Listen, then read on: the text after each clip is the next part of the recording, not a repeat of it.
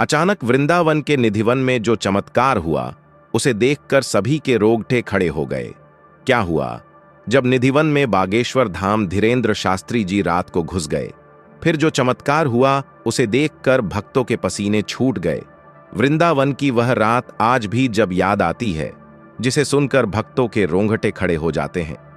दिनांक था 16 नवंबर 2025, कार्तिक पूर्णिमा की रात। चांद पूरा गोल था, जैसे स्वयं ठाकुर जी ने आकाश में अपना मुकुट धारण कर रखा हो। उस दिन बागेश्वर धाम के पीठाधीश्वर पंडित धीरेन्द्र कृष्ण शास्त्री जी वृंदावन पधारे थे। लाखों भक्त उनका इंतजार कर रहे थे। दिन में उन्होंने केशी घाट पर दिव्य दरबार सजाया, हजारों लोगों की अर्जी सुनी, रोगियों को स्पर्श मात्र से ठीक किया। शाम को राधा वल्लभ मंदिर में कीर्तन किया। सब कुछ सामान्य था, पर रात के 10 बजते बजते कुछ अलग होने लगा। बाबा ने अपने निकटस्थ सेवकों से कहा, आज रात मुझे निधिवन जाना है, अकेले। सभी घबरा गए। निधिवन के नियम तो सभी जानते हैं। सूर्यास्त के बाद कोई इंसान वहां नहीं रुकता। बंदर भी भाग जाते हैं, पक्षी भी चुप हो जाते हैं। वहां रासलीला होती है। स्वयं राधा रानी और बांके बिहारी जी आते हैं।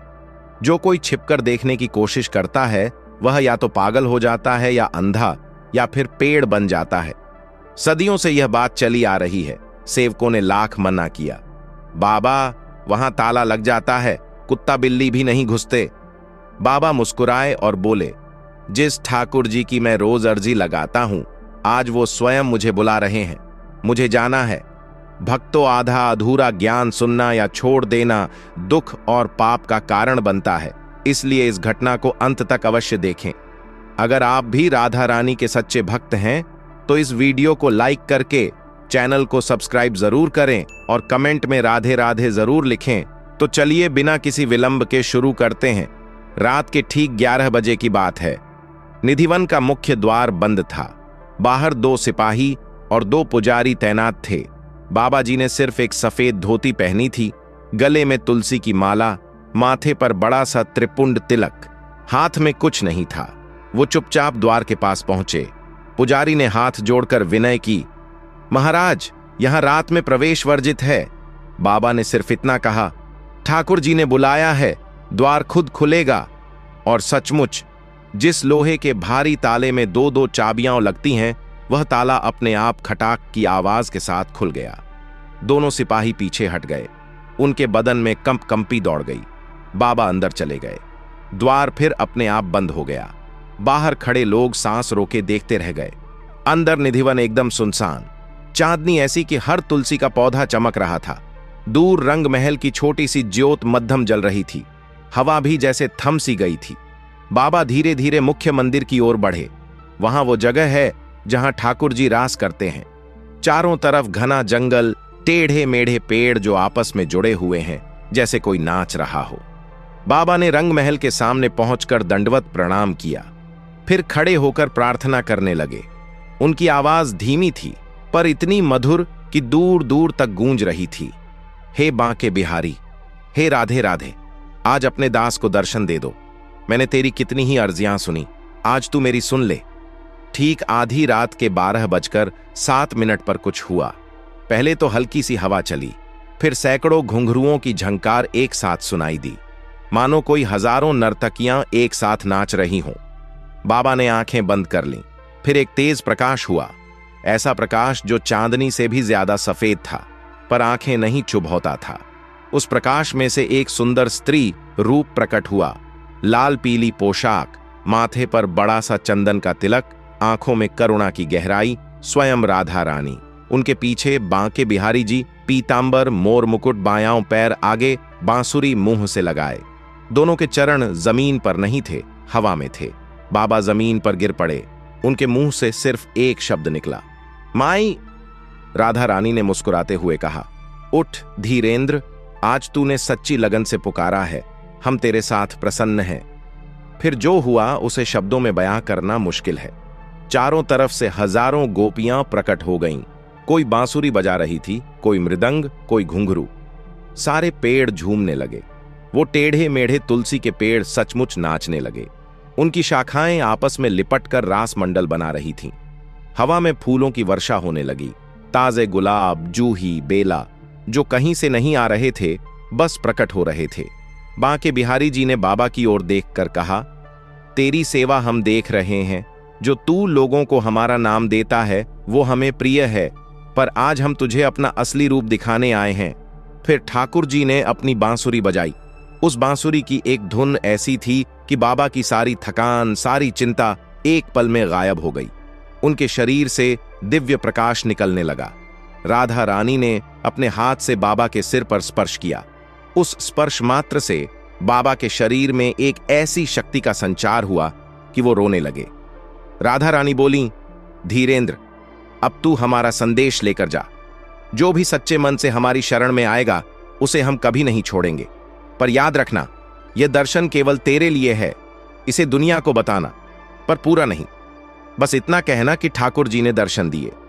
फिर राधा रानी और बांके बिहारी जी ने रास शुरू किया। वह रास लीला कोई साधारण नृत्य नहीं था।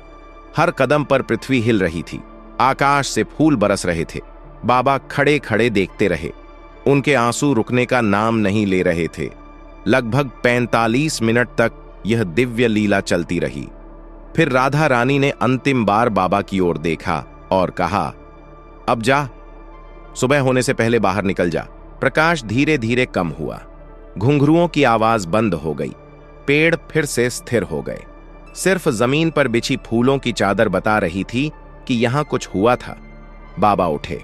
उनके कपड़े पूरी तरह सूखे थे, पर आंखें लाल थीं। वो रंग महल के सामने फिर दंडवत किए और पीछे मुड़े। जब बाहर निकले तो सुबह के 4 बज चुके थे। द्वार फिर अपने आप खुला। बाहर खड़े सेवक और सिपाही रात भर जागते रहे थे। बाबा को देखते ही सब दौड़े। बाबा का चेहरा पूरी तरह बदल चुका था, जैसे करोड़ों सूरज एक साथ चमक रहे हों। उनकी आंखों में एक अलग ही प्रकाश था। सबने पूछा, बाबा क्या हुआ, आप ठीक तो हैं? बाबा सिर्फ मुस्कुराए और बोले, ठाकुर जी ने दर्शन दिए। राधा रानी और बांके बिहारी जी आए थे। रास लीला दिखाई। बस इतना जान लो कि आज से मेरा जीवन सफल हो गया। उसके बाद जो हुआ वो भी कम चमत्कारी नहीं था। बाबा जब बाहर निकले तो उनके शरीर से एक दिव्य सुगंध आ रही थी, केवड़ा और गुलाब की मिलीजुली खुशबू। वो खुशबू 3 दिन तक उनके शरीर से नहीं गई। जो भी पास आता उसे वही सुगंध महसूस होती। दूसरे दिन सुबह जब निधिवन के पुजारी अंदर गए तो सब दंग रह गए। पूरे निधिवन में ताजे फूल बिखरे पड़े थे, ऐसे फूल जो उस मौसम में वृंदावन में कहीं नहीं मिलते। रंग महल के अंदर जो चादर बिछी रहती है उस पर 2 छोटे छोटे चरण चिन्ह थे, एक स्त्री के और एक पुरुष के। और सबसे हैरान करने वाली बात, रंग महल के अंदर की दीवार पर एक नया चित्र उभर आया था। बांके बिहारी जी और राधा रानी के साथ एक साधु का चित्र, जिसका चेहरा बिल्कुल धीरेंद्र शास्त्री जी जैसा था। वो चित्र आज भी वहां है। कोई नहीं जानता कि रात में कब और कैसे बना। उस घटना के बाद बाबा के दरबार में जो लोग आते, उन्हें बाबा बिना अर्जी पड़े ही उनकी समस्या बता देते। एक महिला आई जो पिछले 8 साल से गूंगी थी। बाबा ने सिर्फ उसके सिर पर हाथ रखा और कहा, बोल, राधे राधे। महिला जोर से चिल्लाई, राधे राधे। उसकी आवाज वापस आ गई। एक बच्चा आया जिसके दोनों पैर पोलियो से खराब थे। बाबा ने उसे गोद में उठाया और कहा, चल, ठाकुर जी ने बुलाया है। बच्चा उठा और दौड़ने लगा। लाखों लोग उस एक रात के चमत्कार की बात सुनकर वृंदावन आने लगे। निधिवन के बाहर भीड़ इतनी बढ़ गई कि प्रशासन को विशेष इंतजाम करने पड़े। आज भी जब बागेश्वर बाबा कहीं सत्संग करते हैं तो अंत में सिर्फ एक वाक्य कहते हैं, मैंने अपनी आंखों से देखा है। ठाकुर जी जीवित हैं, राधा रानी साक्षात हैं। बस सच्चे मन से पुकारो, वो दौड़े चले आते हैं।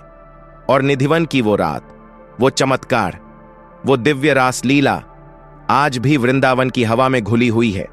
जो भी सच्चे दिल से जाता है उसे आज भी वो घुंघरुओं की झंकार सुनाई देती है, वो फूलों की खुशबू महसूस होती है और दूर रंग महल से एक मधुर बांसुरी की धुन आती है। दोस्तों, इस वीडियो को अपने दोस्तों, परिवार और रिश्तेदारों के साथ शेयर जरूर करें। और वीडियो पसंद आई है तो वीडियो को लाइक करके चैनल को सब्सक्राइब जरूर करें और कमेंट बॉक्स में राधा रानी और जय श्री कृष्णा जरूर लिखें। धन्यवाद।